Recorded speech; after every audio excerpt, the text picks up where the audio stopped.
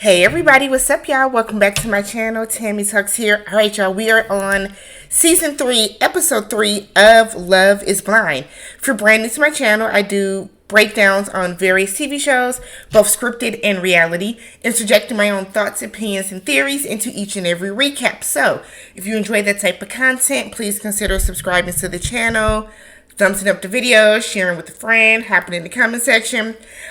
For Love is Blind, every single episode is going to get their own dedicated review. So once you get done with this episode recap, make sure you go and check out the other 3 since 4 episodes of Love is Blind dropped yesterday. All right. So this episode picks up where the last one left off, with Andrew proposing to Nancy.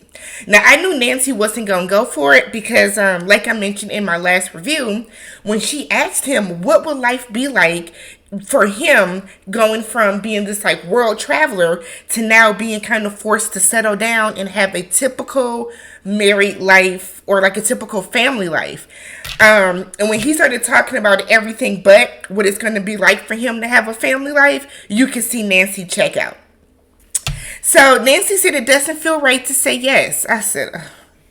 She said she thinks that they would have a great life together, but just not forever. So she doesn't see it for Andrew for the long haul, and I don't either. So, but she thanks him for being so kind, but she says she's just looking for something else in a relationship. So she thinks that he is giving off a perception of being too calm, too cool, too collected. And she feels like once they're out of the pods, that representative is going to come out.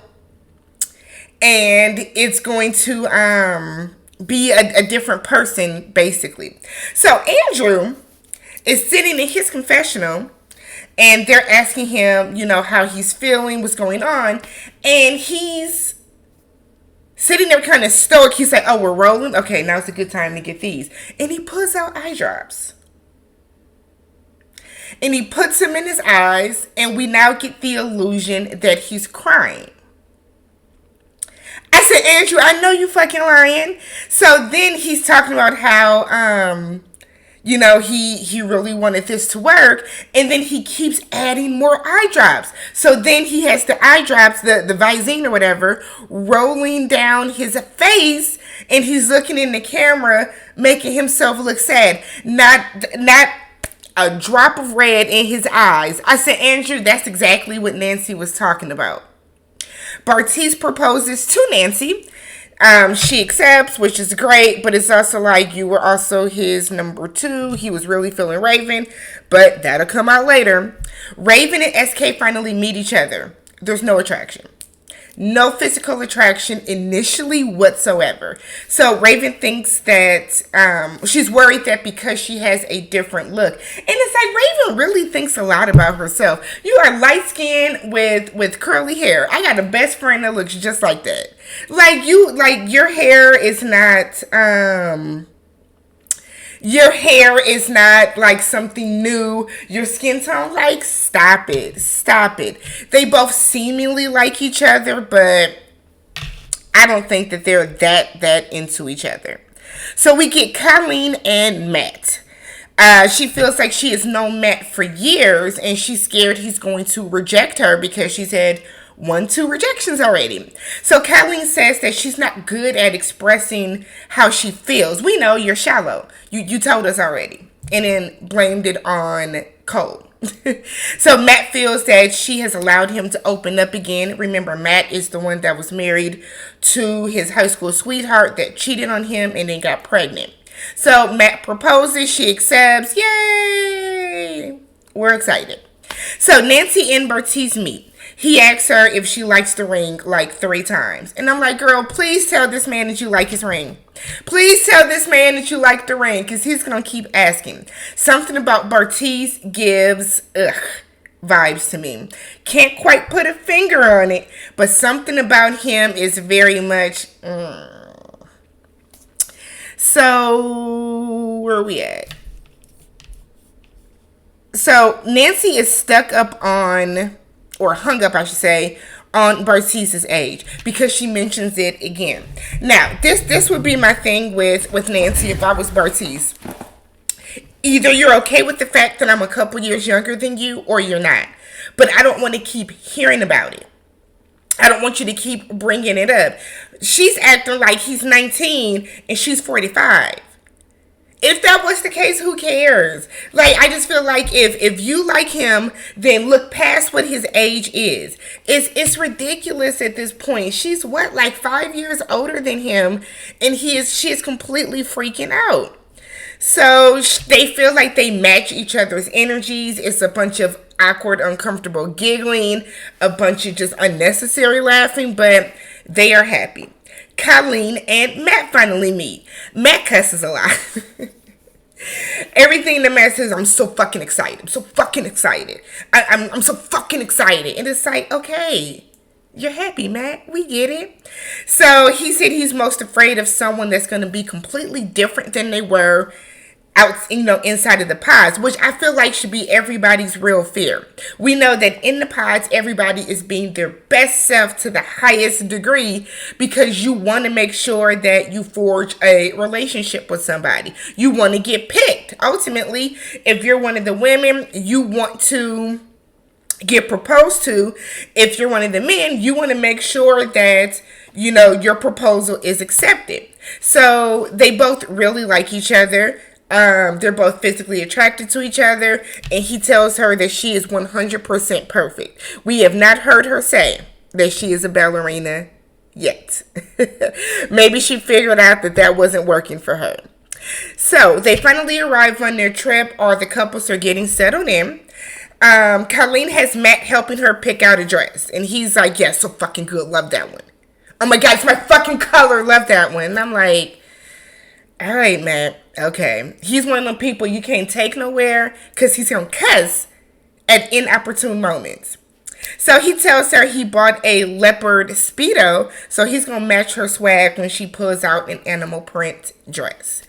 Matt said he isn't nervous about anything. It's really just about them moving forward as a couple. Colleen tells him that she was going crazy thinking that he wouldn't be, or thinking that she would not be who he expected. Colleen is stunted from them two rejections, and she's at the point now where she is uncomfortable and she wants to make sure that Matt really likes her. Her self-esteem is just tanking right now. So we get Brennan and Alexa. They have a little picnic outside. It was really, really pretty. Outside, there's like hanging lights. There's trees and all that type of stuff. Brennan is a country boy. They had a conversation about him killing bugs earlier. He's going to kill everything for her. Absolutely. And it's like, yeah, that's your job. Shouldn't even have to ask. So Brennan said that he thought he was talking to a computer because she was so perfect. So he said this is way better than he ever imagined. I like Brennan. He seems very, very sweet. He seems really, really sweet. So we get to Cole and Xander. She mentions her makeup twice. So they're in the pool and she's like, oh, I can't wait to take my makeup off. And he kind of ignores it. Then she mentions again that her eyelash is coming off. And he was like, this is boring. Let's talk about something else. She's like, I snore, okay? And I sleep with a night guard. So he's like, what's your favorite big cat? And I'm like, Cole is so much. Cole is a lot. Cole is like a big ball of energy just running towards you at all times. So she said a Black Panther. He said that he likes leopards because they're elusive. Then he goes underneath the water. They're in the hot tub. Comes out the other end and is like, woo! I swallowed so much water. I'm sure you did. Stop all that playing around. Cole has a lot of energy. He just seems very, I don't want to say immature, but he seems too much. So Xander said that, Cole in his confessional said he had a very different idea of how she looked. He put together like a face in his mind and she doesn't match that, but he is still very, very physically attracted to her. So that's good. Xander thinks that they have really good chemistry so far, so she's happy with that. So she's taking her makeup off and he's like watching her and then he says, you look like a complete different person. I said, Don't do that. One, she did not look like a complete different person, so we'll get that out the way. And then two, it makes her self-conscious the rest of the night. So she kept asking, do I look different? I look the same. I didn't even have on that much makeup. Do I really look different? Do I really look different? And it's like, you don't. You don't. You look like you took off some foundation. That's it. That's honestly and truly it. So I said that Cole is annoying. Cole is working my nerves this entire night scene in bed. So he tells her that he mentions something about makeup again. So then she asks again, so like, do I really look that different? And he's like, no, you look the same. And I'm like, well, why did you say it? Good God, I'm so sick of seeing men comment on women's makeup on these shows. You are choosing to marry somebody that you don't know. You might get a woman that does not do makeup at all. You might get a woman that does very minimal makeup. You might do a woman that goes full glam every chance she gets. Who cares? It is not for you. So we have Nancy and Bartis. Nancy said Bartis does not look like what she imagined. She was pleasantly surprised because he looks better. So she's very happy with him aesthetically. She wouldn't mind getting physical. She said, but it's okay if it doesn't happen. She want to have sex, okay? She said, I'm ready to go for it. She asked him if he is at a friend. Now, they're in the tub together, having a seemingly romantic moment. She asked him if you're at a friend's house and you dookie. I said, did she say dookie on TV? Lord. But she was like, if you clog up the toilet and there's no plunger, what do? He was like, what? So she said that she was at a friend's house one day and she clogged up the toilet and she took the toilet scrubber and jammed everything through. And I said, why are we having this conversation, Nancy? And he kisses her to get her to shut up. Nancy is goofy, y'all. Nancy is goofy.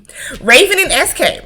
So Raven said that they have not talked about whether or not he thinks she's cute. She hasn't heard that, so she doesn't know if he even likes her. Because, Raven said that she's used to guys coming up to her and always being more attracted to her than she is to them. So the fact that he's not ranting and raving about her, she feels away. Raven bye. So they have a conversation about sleeping with the TV on or off. She wants the TV off. I don't think he said he doesn't care. She's a very big news girl. She likes to watch the news a lot. He was like, really? She was like, yeah. It's almost like anytime he's like, oh, really? Okay. She gets offended by that. She said that she does not have good body language. Her body language is very standoffish. When you're in the pods, it doesn't matter how you look. It doesn't matter, if you're laying down, if you're sitting up, you can be slouching. It doesn't matter if you have a straight face because they're going more off of words and feelings. So now that they have to interact with each other, she's awkward. And you can tell she's awkward the way she was laying in the bed. He said it's perfectly fine. You'll come around when you come around. I like SK. He's handsome. And he's very emotionally intelligent and mature. And he just seems very laid back. SK said he wants to build a physical attraction with her, and it still needs to happen gradually. He's a very passionate person, and she'll see that in due time. Xander and Co the next morning. So they slept together the night before. She's in her confessional. She's saying that, the first time you sleep with somebody or after you sleep with somebody, you want that person to like get up and roll over and they're looking at you and things are going great. And that is not the vibe that she got. That's not what happened. The next morning, Cole got up. He got out of bed and he just kind of left her, didn't say anything for a couple of hours. He was just probably somewhere else in the hotel room. Cole, in his confessional, while he's like staring at her while she's ironing, Cole said that they felt deeper in love the night before. But then he said Xander asked him, was he in the mood? And he was like, no, he was just tired and he was trying to let her sleep. So he just got out of bed to not bother her.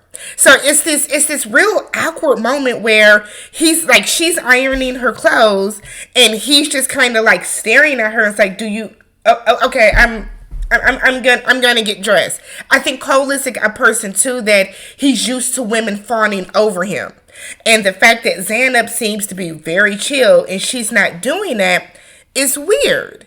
So she's in the bathroom. She's putting on her makeup, contouring the fuck out of her face, and he's staring at her. She's like, "I just think we have a disconnect right now." So he like whispers, "Do you still like me? Do you still care about me?" And you can tell she's annoyed. She's like, "Yes, I do." And then he's just staring at her again. It's a very weird and uncomfortable thing to watch. So let me know what you guys thought about episode 3. What do you think about Xander and Co? Do you think that Co really likes her? Because I don't. I think that Co was expecting a ditzier girl, or more. Now I don't want to say ditzy. Let me retract that. I think Co was expecting a more vibrant, bouncier woman, and he's not getting that with Xander. He's not getting that with her, so he doesn't know how to read her. Bartis and Nancy. I don't like them. I don't like them together. I don't like them together. I don't like them together. And I think it's because I don't think I like Bartis. But hop in the comment section. Let me know what you guys thought about episode 3. Catch you guys in the next one.